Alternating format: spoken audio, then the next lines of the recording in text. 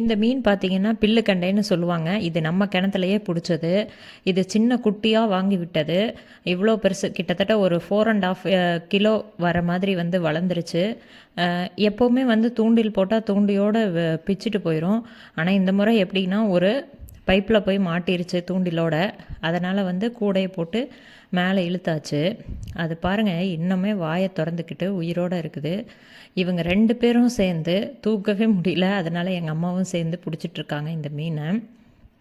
இது பார்த்திங்கன்னா மாடு மாதிரி புல் சாப்பிடும். அதுக்கப்புறம் பப்பாளி, இட்லி ஏதாவது மீதியானதெல்லாம் போட்டாவே நல்லா சாப்பிட்டு சீக்கிரமாக பெருசாயிரும் இந்த பில்லுக்கண்டை மீன். அதுக்கப்புறம் என்னங்க இதை வந்து செதில் அடித்து பீஸ் பீஸாக வெட்டி அதுக்கப்புறம் வந்து குழம்பு வச்சு ஃப்ரை பண்ணி சாப்பிட வேண்டியதான். இது டேஸ்ட்டும் வந்து சூப்பராக இருக்குங்க. நம்ம கிணத்துலேயே வளர்ந்ததுனால சூப்பராக இருக்கும். பிடிச்சிருந்தால் லைக் பண்ணுங்கள், ஃப்ரெண்ட்ஸுக்கும் ஷேர் பண்ணுங்கள்.